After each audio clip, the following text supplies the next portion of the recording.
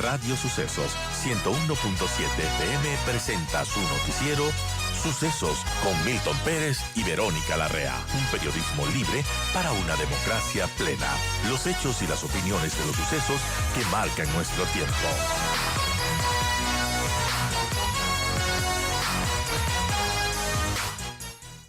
Les saludo a Itania Villarreal, soy directora nacional de Rehabilitación Social, muy conocedora de estos temas. Y, doña Itania, ¿cómo ve este anuncio del censo y los objetivos que persigue? Bienvenida, le escuchamos. Muchísimas gracias, estimada Verónica. Buenos días con los radioescuchas y los que siguen este medio digital. Bueno, el haber decidido realizar el censo penitenciario a nivel país, prácticamente el SNAI va a tener una base de datos confiable como punto de referencia que a la hora de elaborar un plan estratégico que mejore a corto, mediano y largo plazo, dado la grave crisis penitenciaria que ha venido atravesando el país, es muy positivo. ¿Por qué? Porque va a ayudar a determinar la realidad del sistema penitenciario, ya no de manera empírica, sino en el sitio prácticamente, con datos reales que prácticamente lo harán la proclamación de resultados, juntamente con el INEC como colaborador de este censo penitenciario. Ahora, este censo va a ayudar a determinar no solamente los datos personales de las y los privados de libertad, los datos de los familiares, datos jurídicos actuales y la situación carcelaria en la que ellos están purgando sus penas o están siendo procesados, ¿verdad? Y también va a ayudar a determinar el género, la nacionalidad de los privados de libertad, porque hasta ahora tanto el Consejo de la Judicatura cuanto el SNAI lo han hecho de manera empírica. Entonces vamos a tener una base de datos confiables que va a permitir pues salir adelante el sistema con los planes, programas o proyectos que se implemente en el sistema para el buen vivir y la reinserción de los privados de libertad. Bueno, importante tener estos datos de parte de estas acciones que ha estado haciendo el gobierno de alguna manera para mejorar las condiciones de los privados de libertad. Por ejemplo, desde julio también el Ejecutivo inició un proceso para contratar a 1.400 nuevos agentes penitenciarios para casi duplicar la plantilla actual y reforzar la vigilancia de las cárceles. También ha estado llevando a cabo un programa de indultos y conmutaciones de penas con los presos que han sido condenados por delitos menores. Sin embargo, y también las matanzas entre los privados de libertad causadas por enfrentamientos de las distintas bandas que se disputan el control interno de las cárceles no ha terminado, y de hecho la última que tuvimos que vivir lamentablemente fue la que ocurrió en Santo Domingo de los Sáchilas, donde fueron asesinados 12 convictos. ¿Por qué siguen dándose estas situaciones? ¿Cómo ve las acciones que de alguna manera ha estado emprendiendo el Ejecutivo para mejorar la calidad de vida de los privados de la libertad? Bueno, se ha venido diciendo que estos problemas se dan por problemas estructurales, vale la redundancia de la palabra,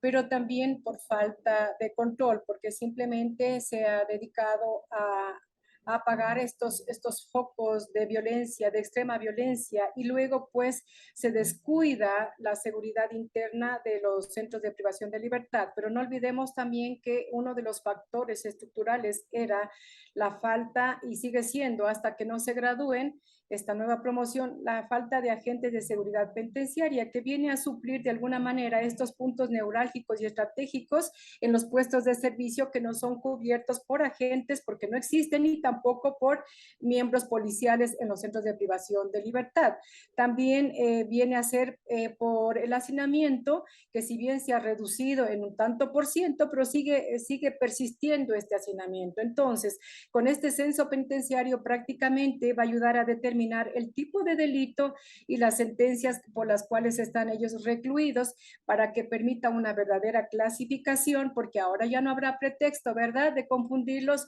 a los de tránsito pues con aquellos que han cometido un asesinato o también a quienes están por apremio, por aquellos que han cometido una violación, por decirle. Entonces, esto va a ayudar a clasificar en gran medida a las y los privados de libertad para mayor desarrollo de los centros de privación de libertad, porque así no se puede implementar ningún programa ni a corto, ni a mediano, ni largo plazo, porque estamos viendo que todos están contra todos y, como digo, una parte es la falta de control, otra es estas circunstancias de la confusión de los privados de libertad entre pabellones y bueno, ya sabemos las consecuencias que se han dado. Entonces, esto nos va a dar una mayor apertura, les va a dar a las autoridades para que puedan ellos tener el mayor control en cuanto a seguridad y a la administración penitenciaria en el contexto de los derechos humanos. Entonces, aquí va a haber esa fortaleza para aplicar inclusive la política pública que fue entregada un tiempo atrás como plan de vida para el buen vivir de los privados de libertad, porque no hace falta crear más política pública en cuanto a rehabilitación social porque ya fue entregada, simplemente se la tiene que socializar y aplicar, porque hay voces que están diciendo que con este censo es necesario nuevamente crear política pública, ya no creo que sea dable porque está recién gestionada esta política pública creada y hace falta solamente implementar, pero esa ya es la responsabilidad de las autoridades del sistema penitenciario. A buena hora yo aplaudo porque se venía ya exhortando y quien se dirige a ustedes también lo había dicho, era necesario este censo penitenciario porque la crisis penitenciaria venía ya desbordando y como usted dice, no han parado, pero pienso que ya es hora y este censo va a ayudar a determinar no solamente el número real de la población penitenciaria, sino también las condiciones de vida en las que están atravesando los privados de libertad, porque no olvidemos que la Corte Interamericana de Derechos Humanos exhortaba también condiciones dignas para los privados de libertad.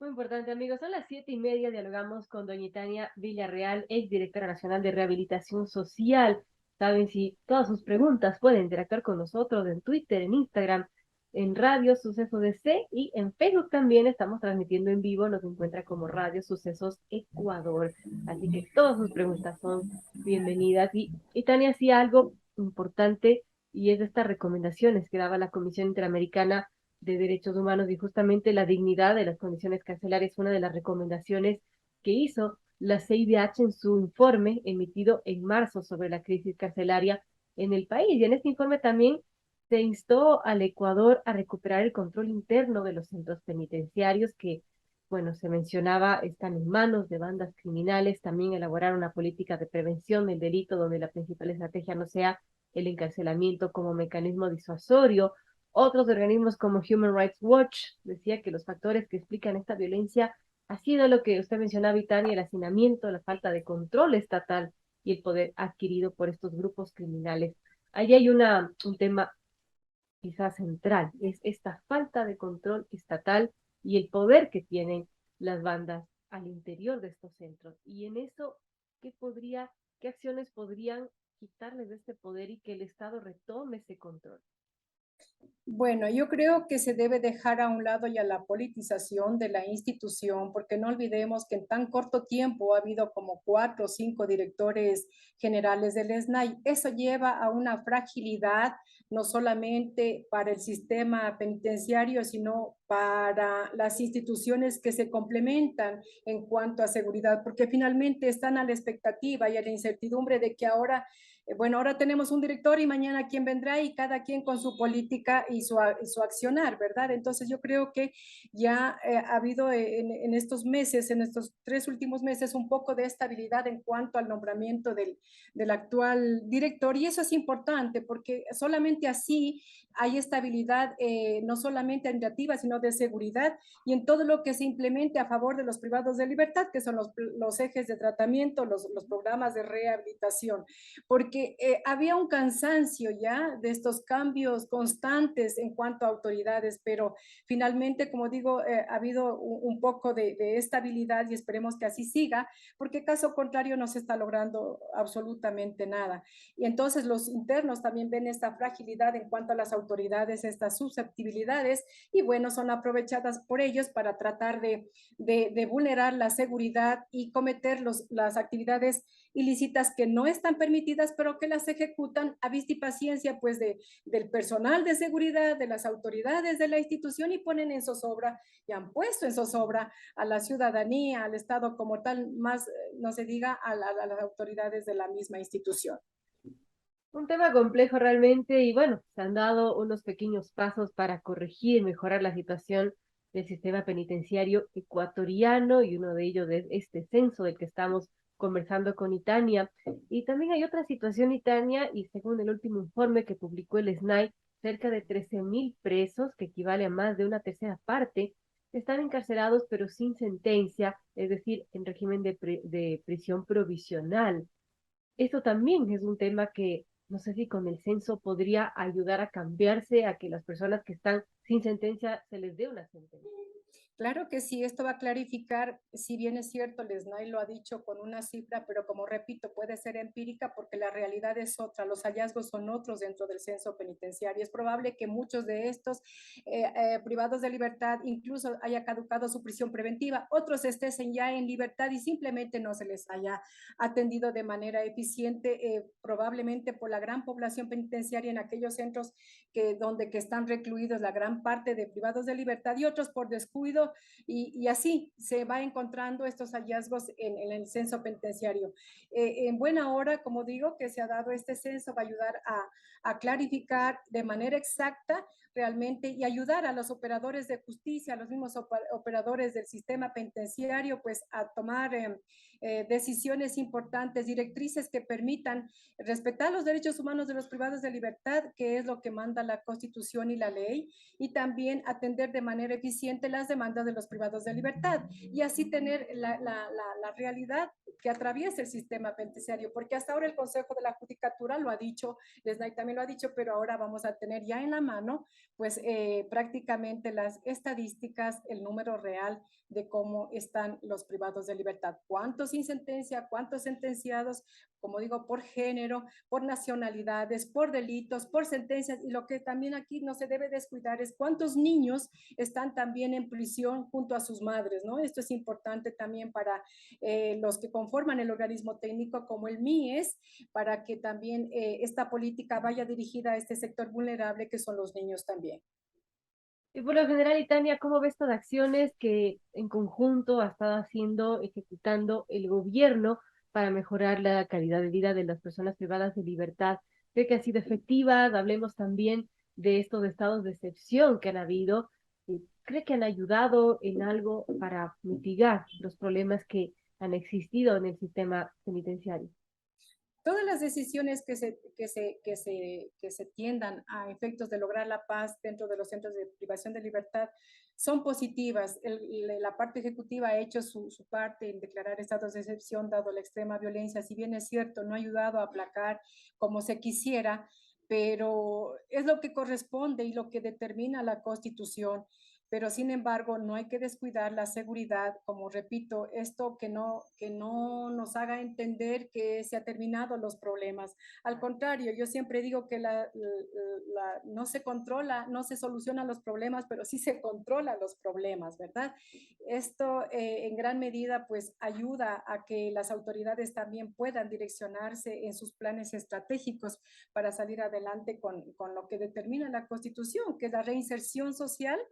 y entregarle a la sociedad personas rehabilitadas en la medida que ellos también permitan y se dejen ayudar con lo que las autoridades y las instituciones trabajan en beneficio para ellos, porque caso contrario, hay quienes también no les importa y generan estos hechos de extrema violencia y deshumanización, porque a decir de ellos es más rentable, pero no se están dando cuenta que esto será de pronto pasajero y que el día de mañana, como yo siempre he dicho, pues no tendrán esa oportunidad de la segunda oportunidad que ellos mismos piden para la reinserción a la sociedad. Entonces, aquí no hace falta pues ya insistir en que prácticamente ellos se acojan porque ya está determinado y si ellos no aprovechen esa oportunidad, pues prácticamente es lamentable, pero todos están trabajando, arrimando el hombro. Ustedes como medios de comunicación han ayudado a socializar a efectos de que también llegue a oídos de los privados de libertad, de los familiares, de los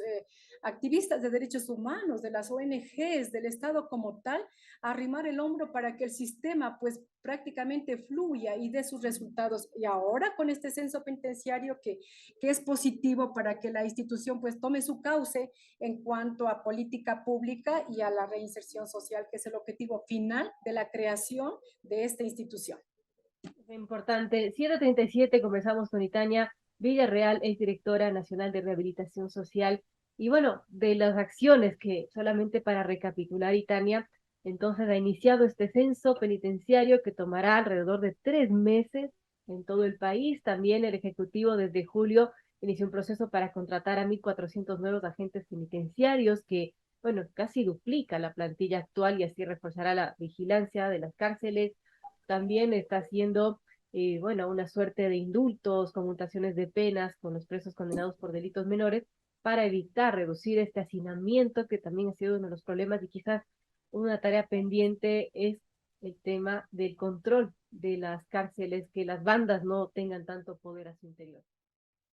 Así es, aquí va a determinarse pues prácticamente, como digo, los tipos de delitos, las sentencias y probablemente también con el apoyo de criminalística de la Policía Nacional, porque al final del censo, del formulario que se determina para recabar todos estos datos, existe la toma de huellas digitales de los privados de libertad. Ahí también se va a poder determinar pues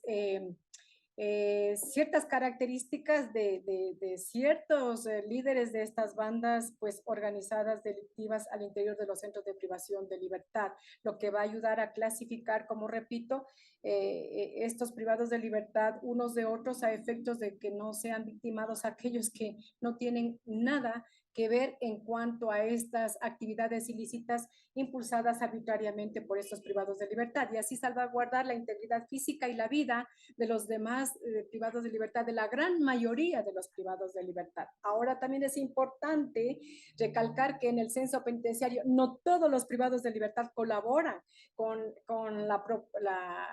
proporcionar los datos, porque tienen resistencia y hasta cierto punto recelo. Y a estos líderes de estas bandas delictivas, poco o nada les va a interesar que sean tomados sus datos, ¿no? Y tampoco se les puede obligar porque podrían causar